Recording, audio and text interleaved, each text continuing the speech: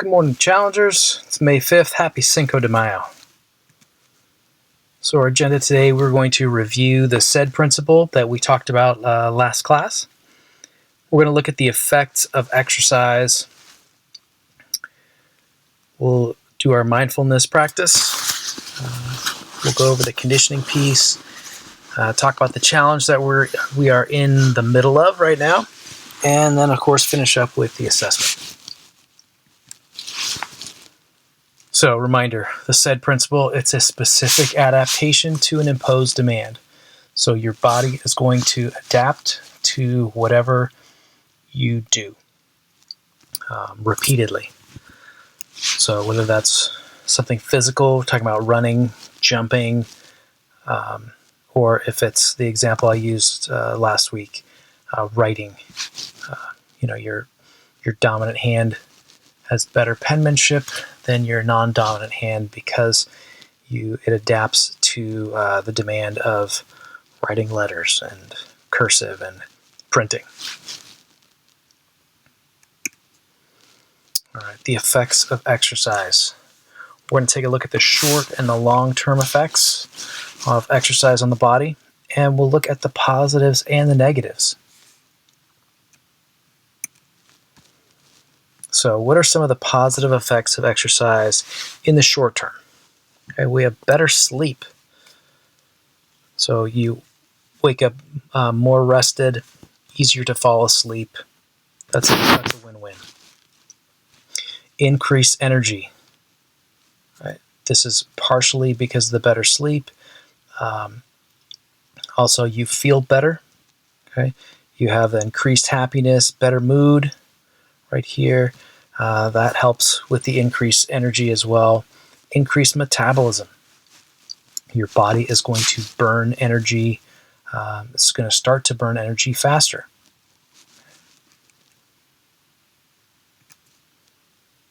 Now, some of the negative side effects of exercise. In the short term, you're going to have muscle soreness, some fatigue. You may have increased hunger. Now, for some of you, that may not be a negative. You're going to be sweaty. While you're exercising, obviously, your heart rate's going to be up.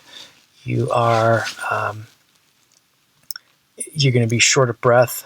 So some people feel that those are some negatives of exercise.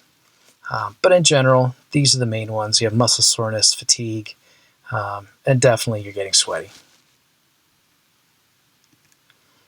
Now, when we look at the long-term effects, positive effects of exercise, they are numerous, right? So we have increased strength, not only of the muscles, but the ligaments and the tendons.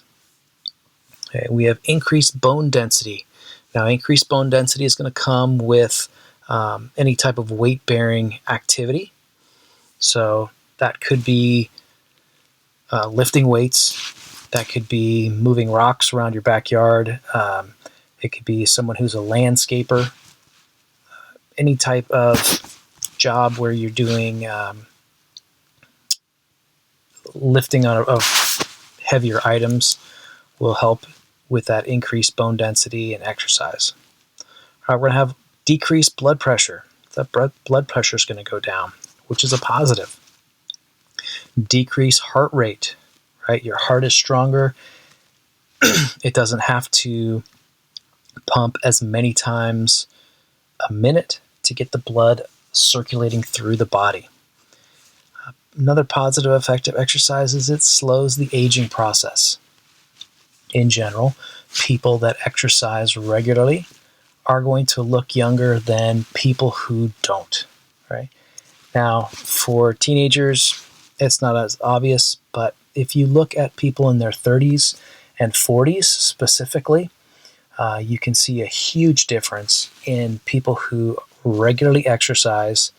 Obviously, eating well is a component too, but those who are regularly exercising will look younger than those that don't. All right, what else? We got increased work capacity. So the more you exercise, the more you're able to do.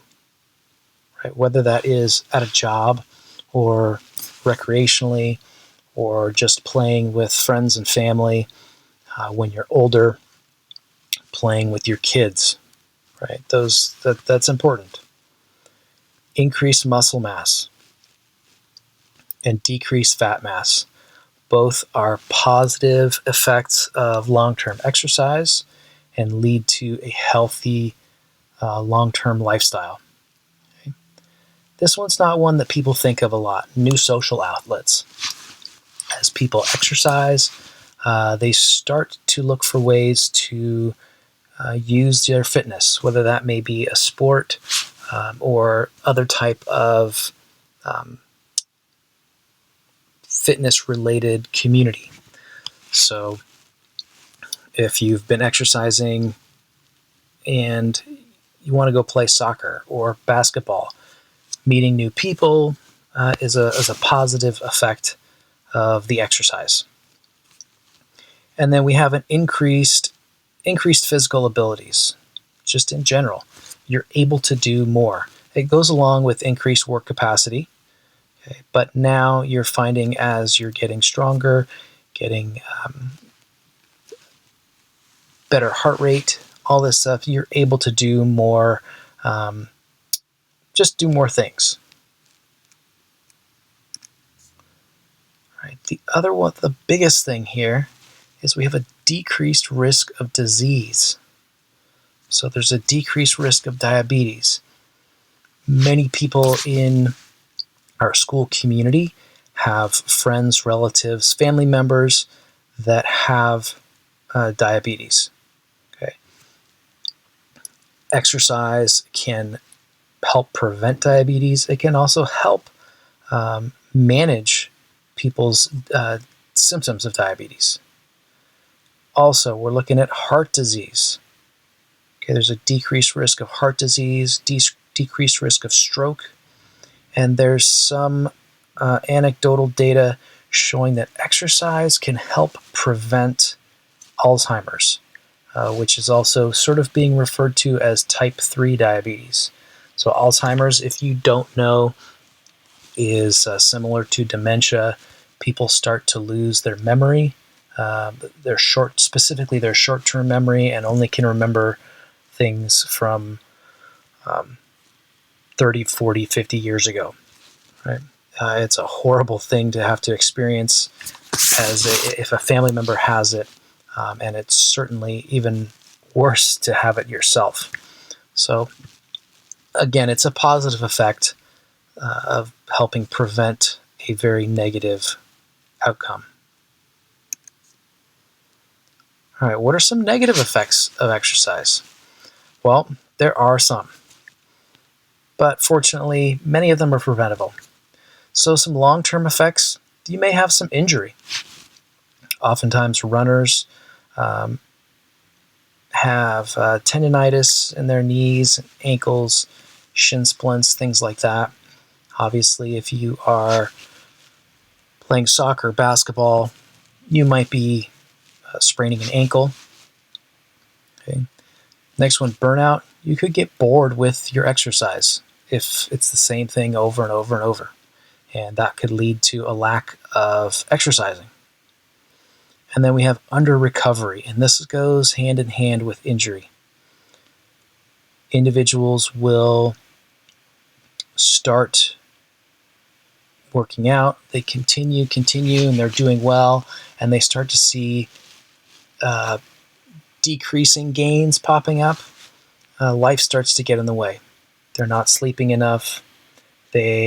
Because of work, family, social, they're not eating properly. They're not taking care of themselves as well as they could be. So this under recovery part starts to creep in, which can lead to injury as well.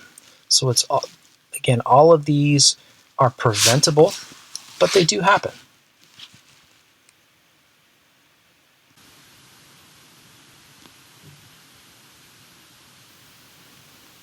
All right, it's time for mindfulness practice number 6. And again, as I say, every session, meditation is exercise for your brain. The more you practice, the better you get at it.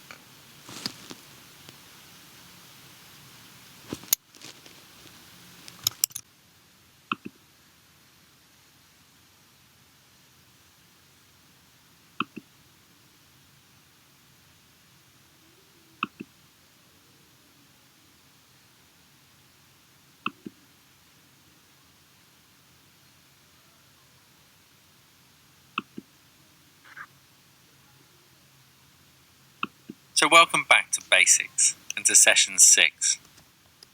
Now in the last session I was talking a little bit about effort and how much effort we need to apply and how effort can often be reflected in our body when we're doing this exercise. So today is just scanning down through the body. I'd just like you to pay special attention to any areas of tension where you might be resisting the tension in some way. Often when we find it, there's a sense of wanting to get rid of it, to move away from it. And so we apply effort. But notice what happens when you let go of that effort as you continue to scan down through the body, just leaving it as it is. Very often, that discomfort will start to unfold on its own. But we're going to begin in the usual way. So make sure that you're sitting comfortably, that you're not going to be disturbed for the next 10 minutes. And we're going to start with our eyes open, a nice soft focus. And then when you're ready, just taking some big deep breaths, breathing in through the nose and out through the mouth.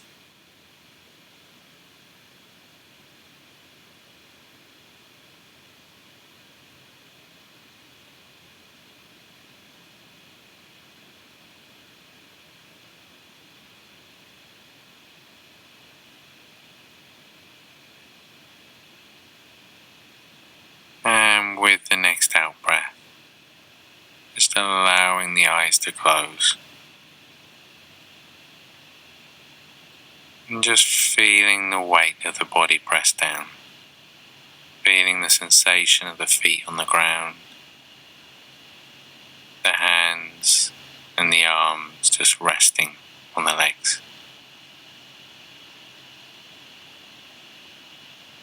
And just taking a few moments just to settle into the space around you as well. Just noticing any sounds. Just getting comfortable in that space.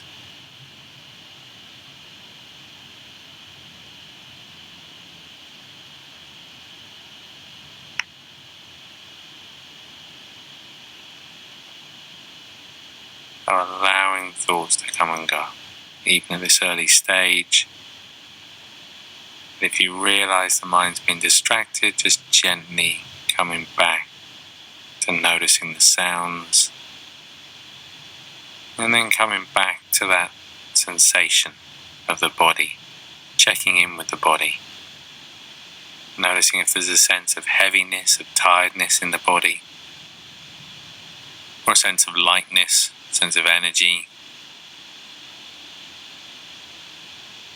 And then starting at the top of the head, just gently scanning down through the body. Remember noticing how little effort is required.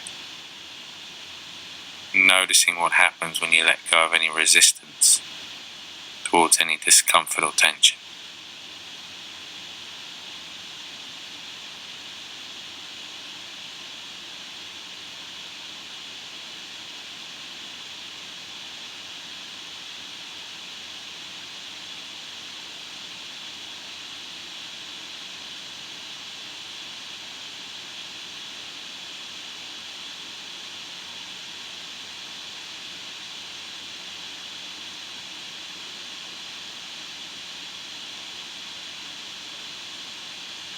And today, as you scan down, just noticing if there's any obvious emotional quality to the mind.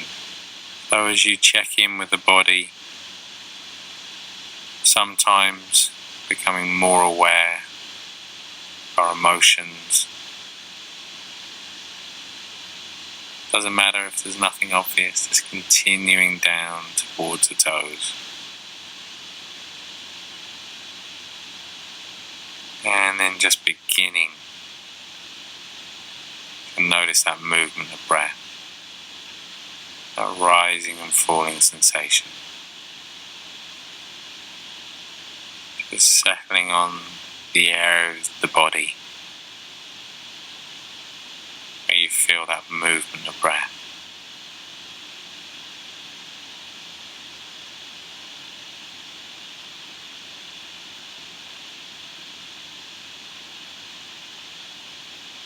Stop trying to change it.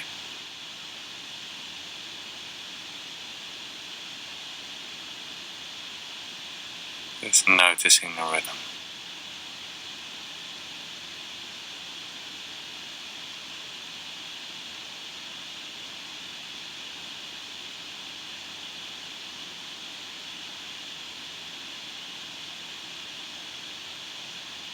And then when you feel ready, just beginning to count the breaths as they pass.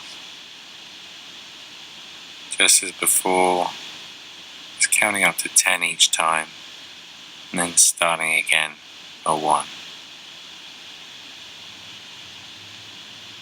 Very little effort required.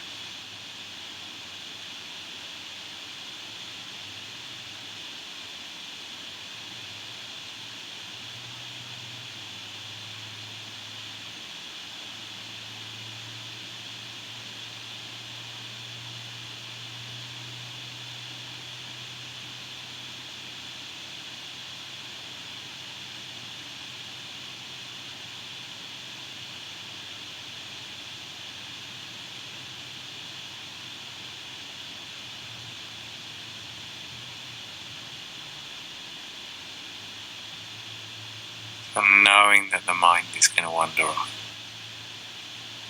The moment you realize you've been distracted, just letting go of that thinking, coming back to the breath, and just picking it up from the number you left off on.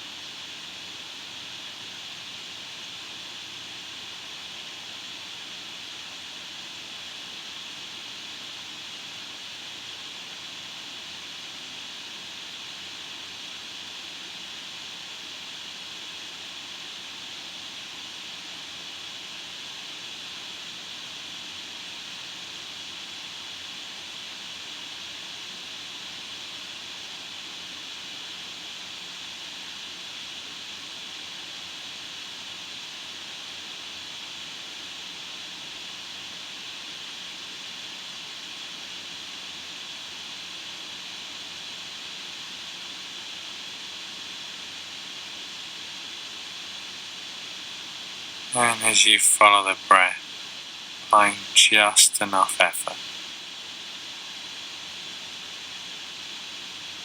The body knows how to breathe, just following the natural rhythm of the breath.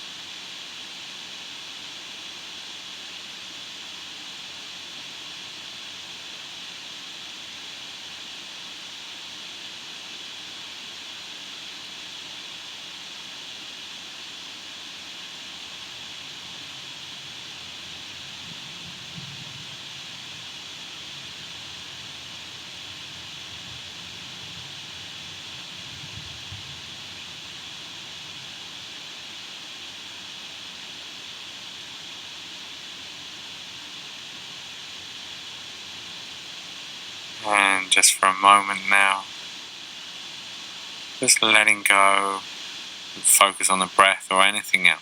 And for a moment, just allowing the mind to do whatever it wants to do.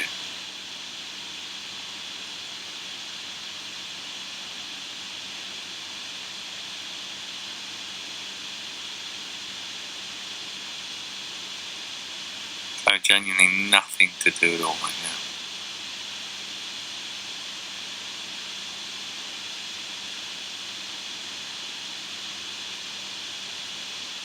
And then just gently bringing the attention back once again to the body. Just coming back to that feeling of weight, contact, body on the chair or the floor,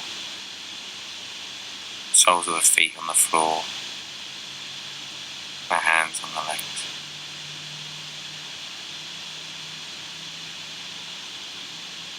Starting to notice again any sounds, any smells.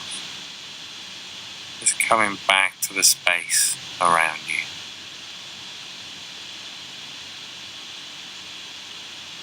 And then when you're ready, in your own time, just gently opening the eyes again. Have a stretch if you'd like to. And just as you pause for a moment, just notice how that felt today. Especially in the body, whether you perhaps uncovered a little tension along the way, or did you find that actually the body was quite relaxed already. It's important to remember that there isn't a right or a wrong here. We're not trying to change anything. Simply in observing and becoming more aware, often the body will begin to let go of any tension, or it will begin to sink a little deeper into that feeling of relaxation. So as much as possible, just being comfortable with the body and mind as they appear, and just giving them the space to unwind in their own time. And I look forward to seeing you back here for session 7 of Basics.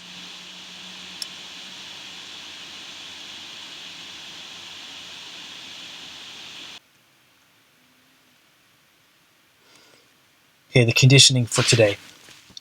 We're going to take the same exercises that you used on Thursday. Okay? And you're going to create another 20-minute AMRAP. Again, using those same 3 exercises, one will be weighted.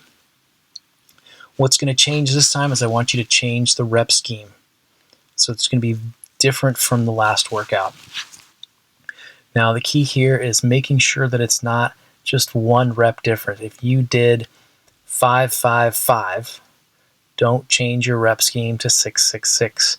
I want you to make a drastic change to it, right? Whether you're going to 10-10-10, maybe you're going to change it and make it 20-15-10, something like that. So I want you to change that. If you like, you can change the order of the exercises too. Because when you're finished, you're going to compare the difference between the 2 workouts.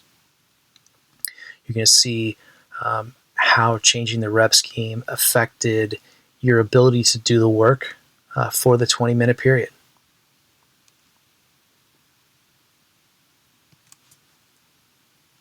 All right, I'd also like to point out that today should be day 5 of our Progressive Overload Challenge. I remember we started on May 1st with 1 push-up and 2 squats.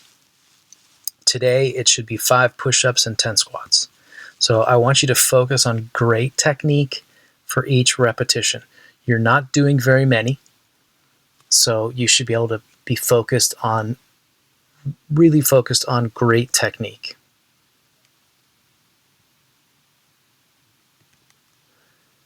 All right, you'll find the assessment in Schoology.